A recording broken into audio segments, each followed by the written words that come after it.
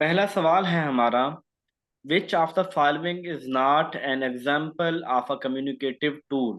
इनमें से कौन सा ऐसा है जो कम्युनिकेटिव टूल नहीं है, जिसके जरिए हम गुफ्तगू नहीं कर रहे होते। हमारे पास दिए गए ऑप्शन में से मीडिया, मल्टीमीडिया है, इलेक्ट्रॉनिक मेल है, टेलीकॉन्फ्रेंस, चैट।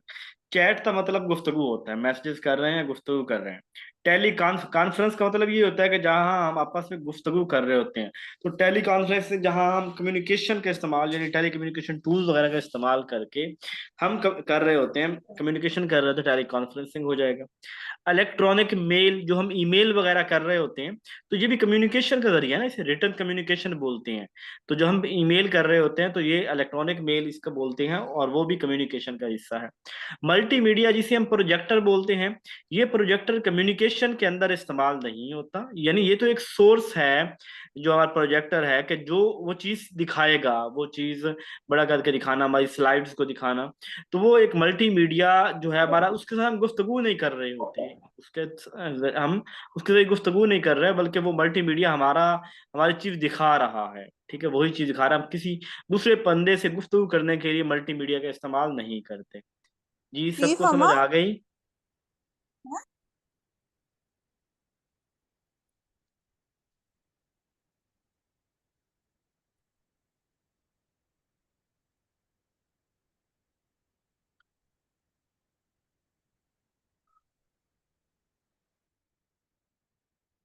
आज कुछ जो है ना, लगता है इसको भी हो गया है, जूम को भी स्क्रीन शो नहीं हो रही। अजीब बात है।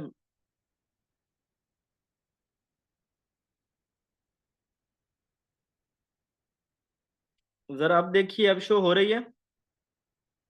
जी, ठीक हो गया। अच्छा जी, उसके बाद cognition means the act of. Cognition हमारा दिमाग है, ठीक है ना, यानी हम कॉग्निशन का ताल्लुक हमारे दिमाग के साथ है। अच्छा, उसके अंदर जो है वो क्या चीज है, नोइंग एंड परसीविंग, यानी कॉग्निशन के अंदर जानना आता है। एंड परसीविंग, परसीव करना भी तो किसी के मुतालिक एक अपनी राय कायम करने के मुतालिक होता है, किसी के हमने क्या लिया, हमने वहां उसमें से क्या लिया, ठीक है। या कॉग्निशन का मतलब है डूइंग समथिंग, ये कुछ करना। ये तो साइकोमोटर टाइप है, कॉग्निटिव टाइप है।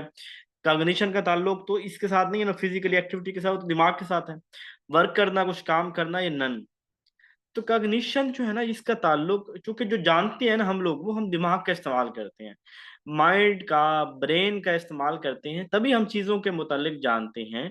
तो कॉग्निशन एंड परसीविंग जो है, इसका करेक्ट आंसर होगा कॉग्निशन के लिए नोइंग एंड परसीविंग। ठीक है।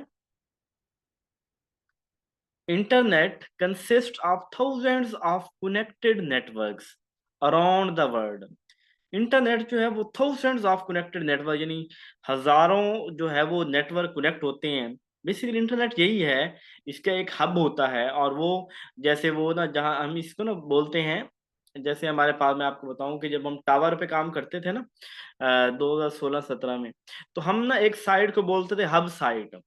हब साइड क्या होता था कि उस साइड से, टावर को साइड बोलते थे, उस टावर से बहुत से टावर इर्द गिर्द उस एक से कनेक्ट होते थे।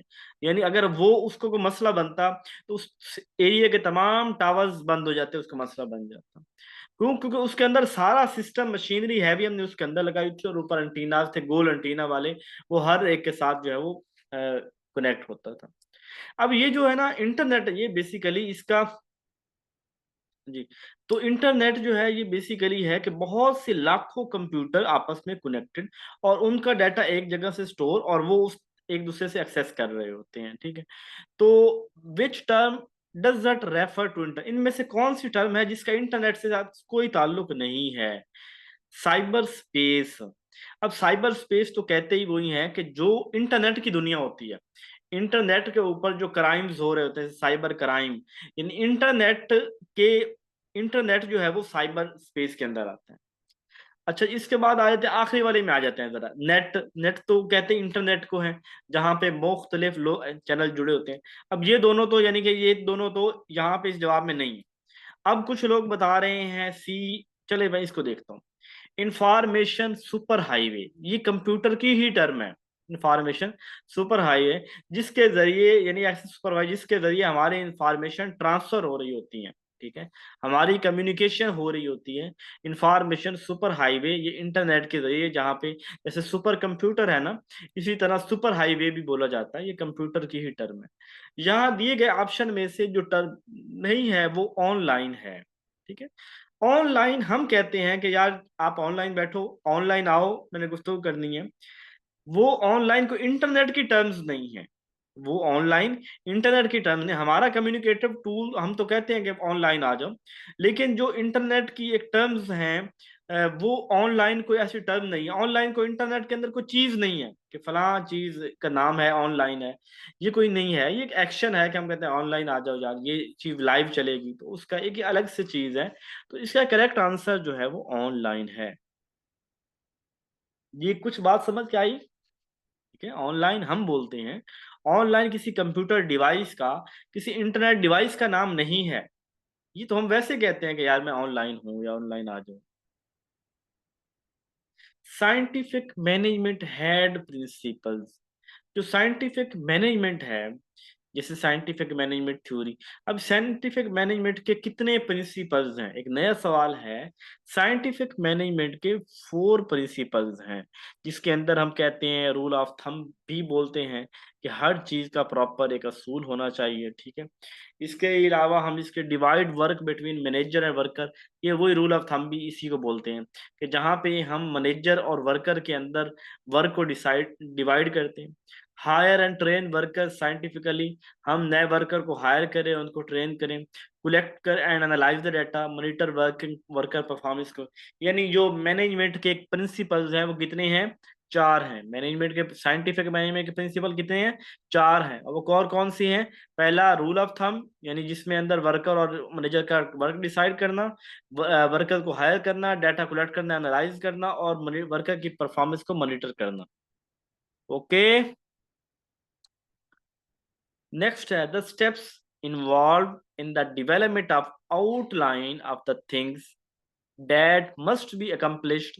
The method for accomplished is called the step involved in the development of outline. जब आप outline develop कर रहे हैं, ठीक है, यानी वो स्टेप जिसके अंदर आप आउटलाइन बना रहे हैं, डेवलप कर रहे हैं, must be accomplish in the method, इसको हम क्या बोलेंगे, क्या चीज, जब हम काम शुरू कर रहे हैं, ये आउटलाइन पहला काम होता है ना, आप आउटलाइन बना रहे हैं, तो आउटलाइन जो है वो प्लानिंग के अंदर आएगा कि हम प्लानिंग कर रहे हैं, हम आउटलाइन जो है वो बना रहे हैं।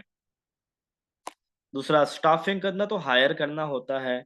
ऑर्गेनाइज करना, चीज़ों को अरेंज करना, रिसोर्सेज की डिस्ट्रीब्यूशन करना, ये होता है। डायरेक्टिंग, उनको अहकामात देना, डायरेक्ट करना। Curriculum refers to the means and material with which student achieves. Curriculum से हम क्या अचीव करते हैं, यानी करिकुलम एक ऐसा मीन्स है, जरिया है, एक ऐसा मटेरियल है जिससे स्टूडेंट क्या अचीव करते हैं, क्या सोशल आउटकम अचीव करते हैं। स्कूल में इसलिए जाते हैं कि हम दोस्त ज्यादा बना सके, क्या बच्चे स्कूल में इसलिए जाते हैं कि हम वहां पे पैसा कमा सके, या एजुकेशनल आउटकम। तो बेसिकली जो आउटकम, जो अचीवमेंट स्टूडेंट ने करनी है वो करिकुलम से, वो उन बेसिकली एजुकेशनल अचीवमेंट है, एजुकेशनल आउटकम है उनकी, जो वो स्टूडेंट लेगा। स्टूडेंट है तो स्टूडेंट के अचीवमेंट क्या होगी, उसकी एजुकेशनल आउटकम उसकी अचीवमेंट होगी। सोशल देखें, सोशल भी एक पर्पस है। सोशल का मकसद होता है कि हम लोगों के साथ अपने ताल्लुकात को बिल्ड करें, सोशल वैल्यूज सीखें, किसके साथ कब कैसे किस तरह बिहेव करना है, वो सोशल वैल्यूज सोशल आउटकम के अंदर आता है। यानी अगर आप इंट्रोवर्ट होते हैं, हर वक्त कमरे में छुपे रहते हैं, तो आपके अंदर सोशली जो वैल्यूज है उनका फुकदान होगा।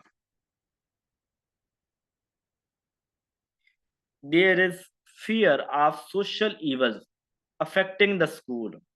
ये फियर है कि जो सोशल इवल्स हैं, यानी जो मुआशरती खराबियां हैं, जो समाजी खराबियां हैं, वो स्कूल को इफेक्ट कर रही हैं।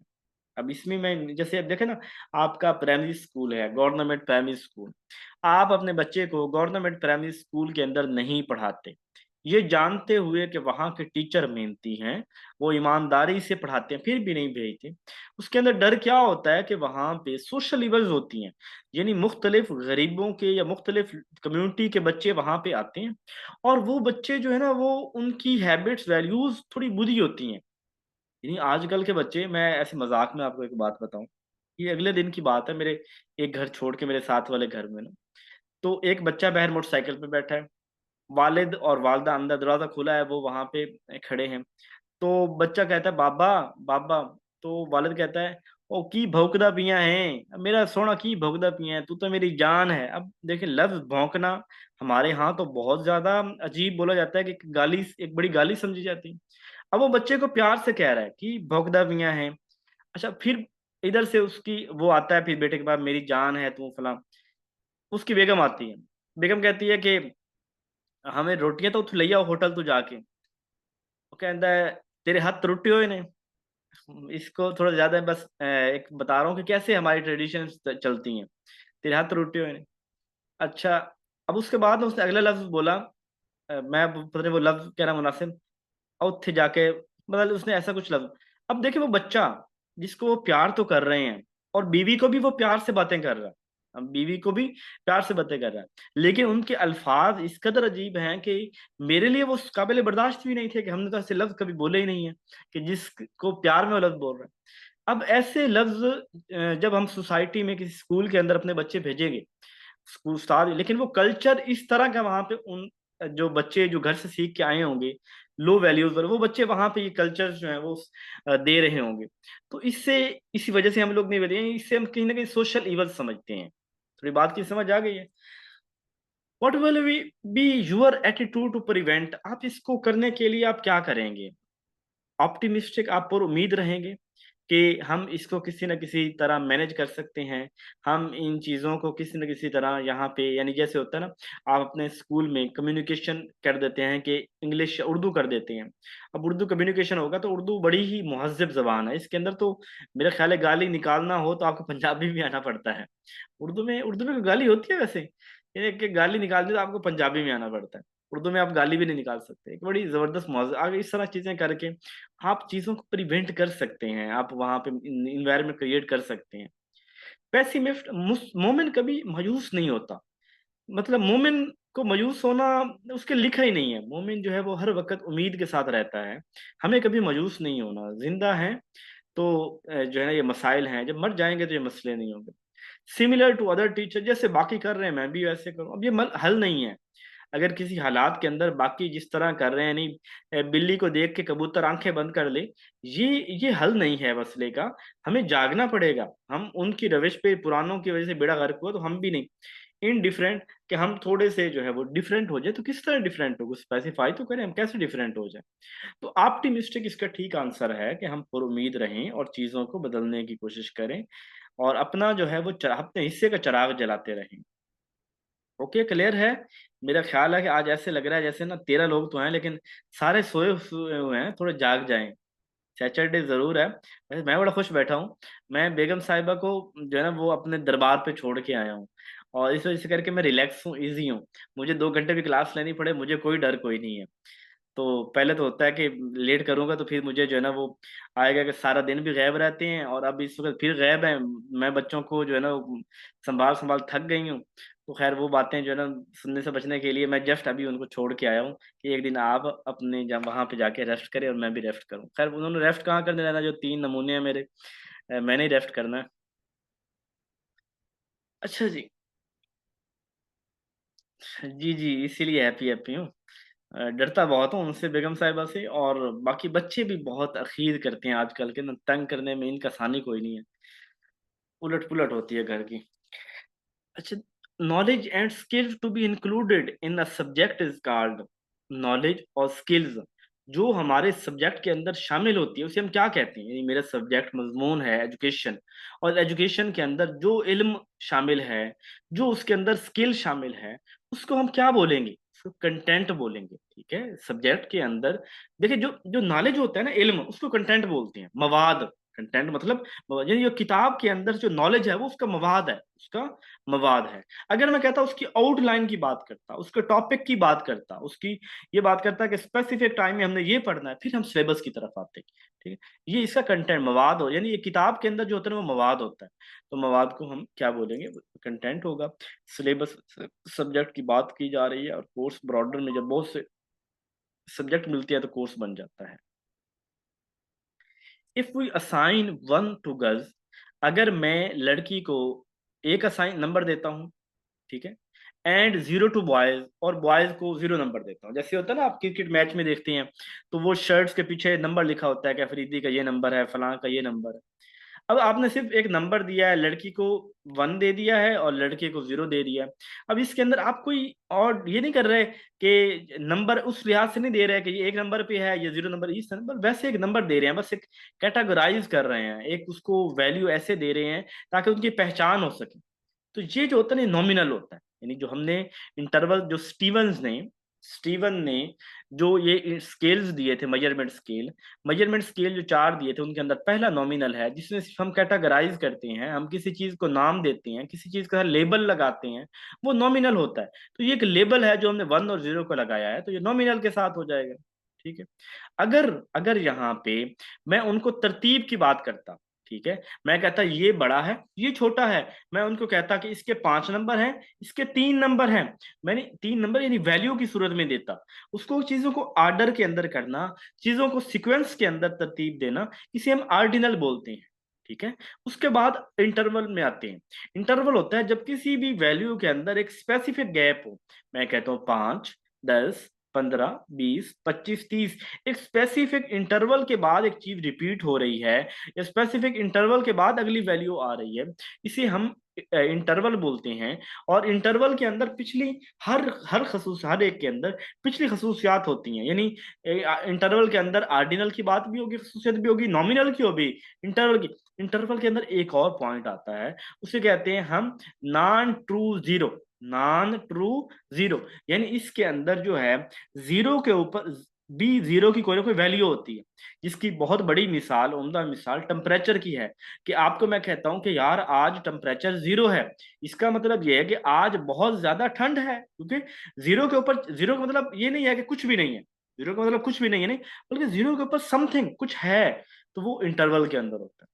रेशो में आए ना, तो रेशो में नॉमिनल, आर्डिनल, इंटरनल, इंटरवल सब खसूसियात होंगी। एक ज्यादा खास बात होगी, वो ये होती है कि इसके अंदर जो है ना, ट्रू जीरो होता है, यानी जीरो के ऊपर भी किसी चीज की वैल्यू होगी। जैसे आप देखें भाई, हाइट देखें, तो मैं कहता हूँ इसकी 0 हाइट है, अब 0 के ऊपर तो उसकी कोई हाइट, यानी इसके ऊपर कोई हाइट नहीं होगी। वेट मैं कहता हूँ इसका 0 है, इसका मतलब है कि इसका कोई वेट नहीं है, यानी 0 के ऊपर उसकी एक ऐसी, 0 के ऊपर उसकी वैल्यू 0 होती है, तो उसे हम जो है वो रेशियो बोल रहे होते हैं। ठीक है, ये बिल्कुल हाइट, वेट ये रेशियो में आता है। एब्स्ट्रैक्ट वैल्यूज, इस तरह की हायर ऑर्डर की सारी वैल्यूज जो है ना वो इसके अंदर आ जाती हैं। ये स्टीवन था, STEVEN, स्टीवन था जिसने ये प्रेजेंट किया था। Test item should be evaluated in terms of how well they match the test. Test item जो हैं वो उनको एवेल्युएट किया जाए इन टर्म्स ऑफ कि हाउ वेल, कैसे ये टेस्ट को मैच करते हैं। अब देखिए, मैच के अंदर नहीं, थोड़ा सा इसको मैच की बात कर रहा हूँ।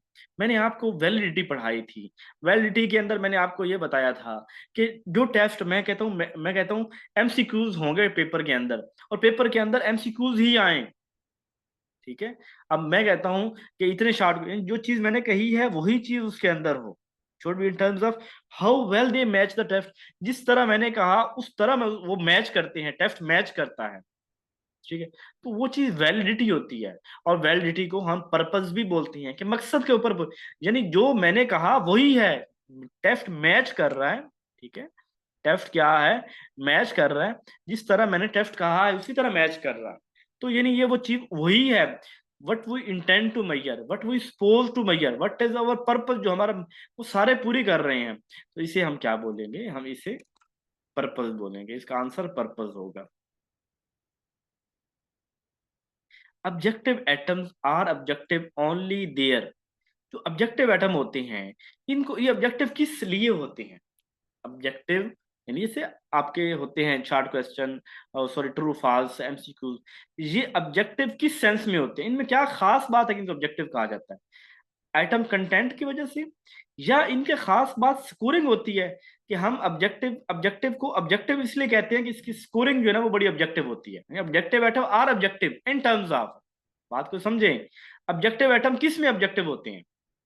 ऑब्जेक्टिव का मतलब है, यानी यहाँ दो ऑब्जेक्टिव हैं, एक ऑब्जेक्टिव हम यहाँ पे मकसद की बात कर रहे हैं, यानी उसके अंदर कोई बाइफनेस नहीं होती। अब दो होते हैं ना terms, objective subjective. Subjective term हम तब बोलते हैं जब कोई चीज के अंदर बाइफनेस हो, यानी मैंने आपसे पेपर लिया और पेपर के अंदर आपको सवाल लिखवाया, और जो सवाल है उसका आंसर जो है वो आपने दिया, मैंने 8 नंबर दिए, एक और टीचर ने चेक किया 6 दे दिए, किसी ने 5 दे दिए, किसी ने 9 दे दिए, किसी ने पूरे 10 दे दिए। अब ये सब्जेक्टिव है। लेकिन ऑब्जेक्टिव आइटम जो है वो ऑब्जेक्टिव होता है, किस मद में ऑब्जेक्टिव होता है? वो इस मद में ऑब्जेक्टिव होता है कि ये इसके अंदर कोई बायसनेस नहीं है, कोई बाय, यानी इसके अंदर सबके लिए एक ही चीज, और वो स्कोरिंग की वजह से है। Objective item are objective, objective item objective, यानी ये ऑब्जेक्टिव पहले वाला, ठीक है, और ऑब्जेक्टिव दूसरे वाला, इन दोनों का यहाँ मतलब मुख्तलिफ है। ये ऑब्जेक्टिव शो कर रहा है कि ऑब्जेक्टिव आइटम यानी वो जो छोटे छोटे ट्रू फॉल्स या एमसीक्यूज हैं, और ये ऑब्जेक्टिव यानी कि वो चीज बायसनेस से पाक है। तो किस चीज के बायसनेस से पाक है? स्कोरिंग के बायसनेस से पाक है। जो स्कोर मैं दूंगा वही स्कोर कोई और देगा, वही कोई और देगा, तो स्कोर के अंदर जो है वो फर्क नहीं है। तो ये वाली चीज शामिल कर, ये चीज जाहिर कर रही है। बात की समझ आई सबको? किसी को कोई मसला हो तो मुझे स्टॉप कर लीजिएगा, रोक लीजिएगा, ठीक है? Completion short atom short answer. देखें, ऑब्जेक्टिव आइटम्स कोई भी हों, हम ऑब्जेक्टिव के अंदर हमारे पास ट्रू फॉल्स भी हैं, एमसीक्यूज भी हैं, फिल इन द ब्लैंक्स भी हैं, जो भी मैचिंग कॉलम भी हैं। अब वो ऑब्जेक्टिव आइटम ना, ऑब्जेक्टिव किस सेंस में है? ऑब्जेक्टिव होता है मकसदियत, और वो जो मकसद के ऊपर पूरा उतरे।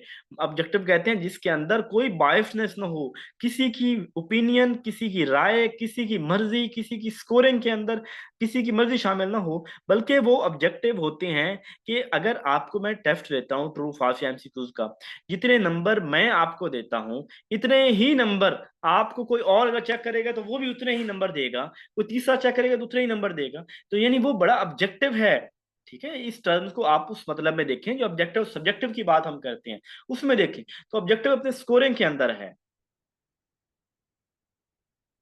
शायद मैं अगर आपके सवाल को समझाऊं तो यही होगा, अगर कुछ और है तो फिर इसके ऊपर मजीद डिस्कस कर लेंगे बाद में। The completion short answer item should have the blanks। देखें, जो आपके पास ना completion कहते हैं वो जिसके अंदर ना आपने एक स्टेटमेंट लिखी है और कोई जगह उसमें खाली छोड़ दी है। अब वो जो खाली जगह छोड़ी है तो वो कहाँ पे? एट और near the beginning of the item, कि जो एक स्टेटमेंट आपने जिसके अंदर आपने ब्लैंक छोड़ा है, वो जो स्पेस है वो आइटम के शुरू में होनी चाहिए, between the beginning and inside of the item, वो शुरू में और दरमियान में होनी चाहिए। As close to the middle of the item as possible, वो दरमियान में होनी चाहिए। At or near the end of the item, कि वो हमेशा आखिर में होनी चाहिए, एंड के ऊपर होनी चाहिए। तो इसका ट्रू आंसर जो है वो डी है, ठीक है? यानी जो आपकी स्पेस है, जब आप खाली जगह ले रहे होते हैं, जब आप कोई फिल इन द ब्लैंक्स का फिल करवा रहे हैं, उस सूरत के अंदर आपने उसकी जो खाली जगह है पहले स्टेटमेंट पूरी समझा के उसके एंड पे या एंड के नियर वहां पे आपने उसको स्पेस देनी होती है, आपने पूछना होता है।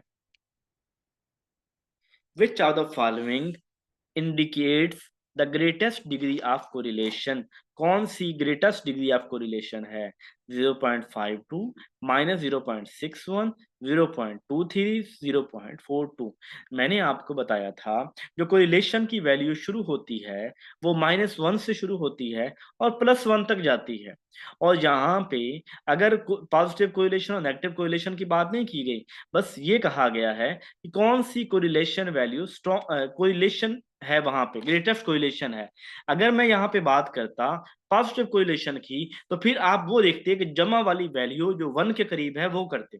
अगर मैं पूछता नेगेटिव कोरिलेशन, तो जो -1 के करीब वैल्यू आप उसको देखते। अब मैं यहाँ पे पूछ रहा हूँ कि कोरिलेशन किसका स्ट्रॉन्ग है, तो वो कोरिलेशन हमारा स्ट्रॉन्ग है -0.61 पे।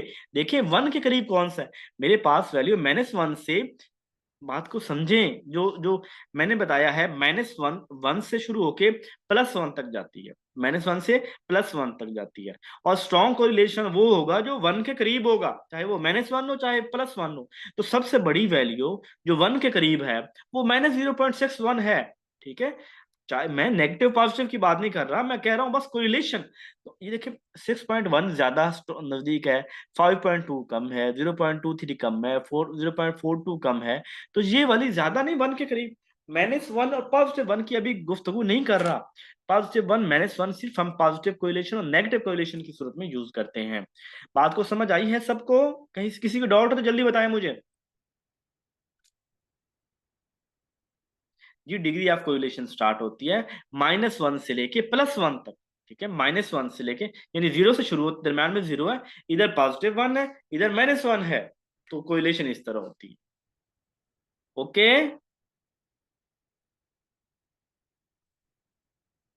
चले आगे चलते हैं जी। The objective scoring of selected response. जी मैं बता रहा हूँ कि हमारी जो कोरिलेशन होती है, कोरिलेशन रिसर्च की हमने एक टाइप भी पढ़ी थी, एक्सपेरिमेंटल रिसर्च के अंदर आती है। इसकी एक वैल्यू होती है जो -1 से शुरू होती है और +1 तक जाती है। ठीक है, -1 से +1 तक जाती है। और वो जो है, जब हम 1 के करीब होंगे, वो 1 चाहे माइनस वाला हो चाहे +1, प्लस वाला 1 हो, तो जब उसके नजदीक वैल्यू होगी तो वो कोरिलेशन स्ट्रांग होगा, वो ज्यादा कोरिलेशन होगा जो 1 के ज्यादा करीब होगा। हम अगर इस सवाल के अंदर कहीं पे ये मेंशन होता कि कहाँ पे पॉजिटिव कोरिलेशन ज्यादा होगा, तो हम देखते कि जो +1 के करीब है। अगर यहाँ पूछा होता तो कौन सा नेगेटिव कोरिलेशन स्ट्रांग है, तो हम वो वैल्यू देखते जो -1 के करीब ज्यादा होती, हम उसको देखते। जहां सिर्फ कोरिलेशन की बात की गई है, यहाँ -1 +1 की बात नहीं की गई, तो हम ये देखेंगे सबसे बड़ी वैल्यू कौन सी है। तो -0.61 है, चाहे -1 के करीब आ रही, लेकिन बड़ी वैल्यू तो है ना। ठीक है, काफी है मेरा ख्याल है। अगर मैं इसको जो है ना वो मजीद एलेबोरेट करूंगा, तो मेरे ख्याल है इसको आप एक, अगर इसकी वीडियो सुन लेना तो बहुत जबरदस्त हो जाएगा। मैंने बड़े जबरदस्त तरीके से समझाई हुई है। The objective scoring of selected response item enhance the test. कौन से मेरी बहन, करीब तो ये सारी हैं। 0.5 सारे 1 के करीब है। हम यहाँ बात बड़ी देखे ना, 5 छोटा है, 6 बड़ी है वैल्यू, तो हम 6 को लगाएंगे ना, हमने एक ही वैल्यू लगाएंगे, ग्रेटेस्ट लगानी है, तो 6 वाली बड़ी नहीं है। ठीक है, यानी ज्यादा 1 के करीब तो ये आ रही है ना, तो फिर ये लगाएंगे। चलिए इसको थोड़ा सा आगे चलते हैं। इस सवाल को आप देखने के लिए वीडियो देख लीजिएगा प्लीज, आपको ये समझ आ जाएगी। आसान सा टॉपिक है और ये अहम भी है, इंटरव्यू के अंदर भी पूछा जाता है, वैसे भी आता है सवाल इसमें से। The objective scoring of selected response atom enhance the test। देखिए जब आप ना, आप एक टेस्ट ले रहे हैं, उसका सिलेक्टेड रिस्पॉन्स एटम यहाँ, तो उसकी क्या चीज हो कि उसकी ऑब्जेक्टिविटी बढ़ जाएगी, इन मकसद पे भी पूरा उतरेगी। और उसके, इसका आंसर है रिलायबिलिटी और वैलिडिटी बोथ। ठीक है, अगर यहाँ पे वैलिडिटी ना होता तो देखें, यहाँ हम समाल प्लस की बात नहीं कर रहे हैं, यही तो बात समझा रहा हूं। हम समाल या बड़ी की बात नहीं, हम यहाँ बात कर रहे हैं कौन सी, कौन सी 1 के करीब है। ठीक है, वो और है पॉजिटिव कोरिलेशन और नेगेटिव कोरिलेशन प्लीज। अच्छा, objective of scoring of selected response item enhance the test. तो अगर वो टेस्ट ऑब्जेक्टिविटी के ऊपर पूरा उतर रहा है, अपने मकसद के ऊपर, और सारी चीजें उसकी जबरदस्त हैं, ओके हैं, तो फिर ये रिलायबिलिटी वैलिडिटी दोनों होगा। ठीक है, रिलायबिलिटी वैलिडिटी दोनों होगा। जी बिल्कुल, ऐसे ही साइन को इग्नोर करना है। साइन को हम तभी लेते हैं जब पॉजिटिव और नेगेटिव की बात करते हैं।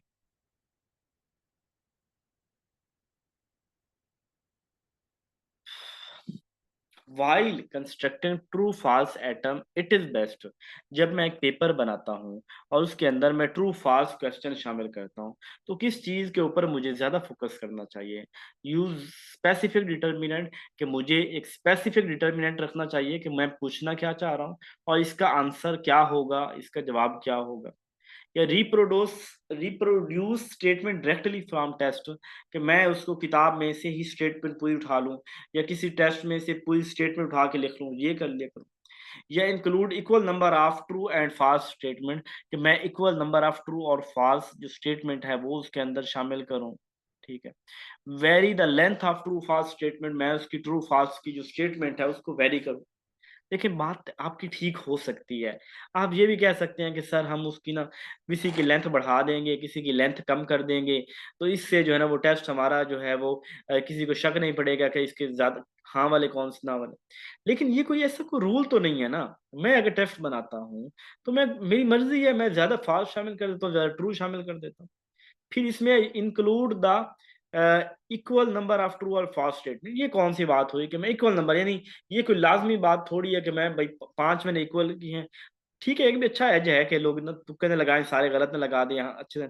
लेकिन ये भी कोई ठीक नहीं है।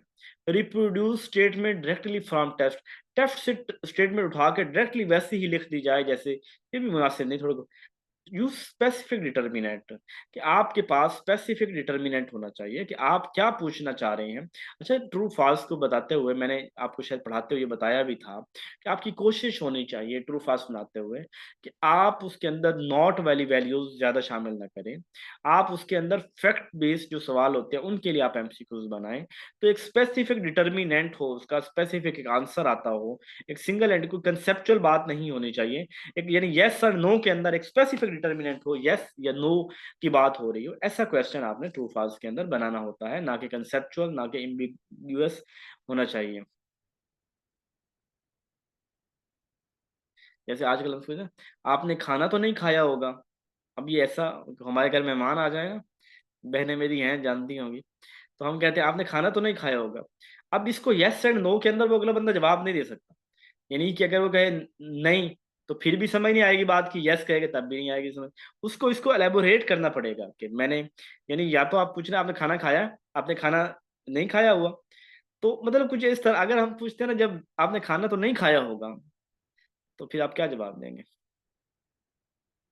विच of the following doesn't measure central tendency, कौन सा सेंट्रल टेंडेंसी वो ऐसे ही बात करते हैं कि अगले बंदे को, बिल्कुल हम अपनी जान भी कहीं ना कहीं छुड़ाना चाह रहे होते हैं कि अल्लाह करे ये ना आखे कि मैं रोटी खावनी है।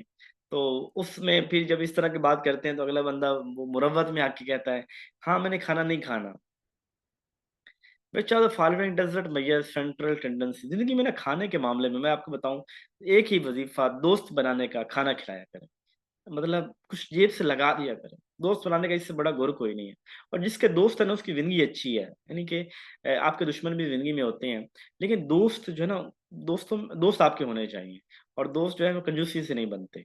अगर अल्लाह ने आपको दिया है, ठीक है, हालात बुरे हों माड़े हों तो अलग, लेकिन अगर अल्लाह ने आपको कुछ दिया है ना, तो खर्च किया करें, सखी बना करें, अल्लाह सखियों को बहुत देता है। और खाना खिलाने वाले अल्लाह ताला की जात को बहुत पसंद है।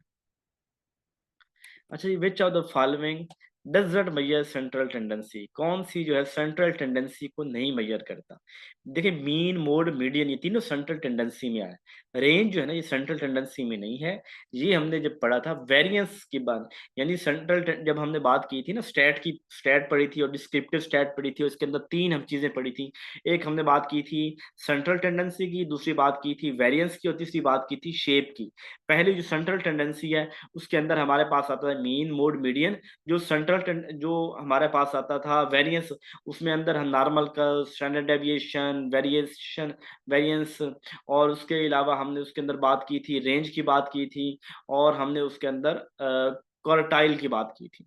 फिर उसके बाद तीसरा हमने बात की थी शेप।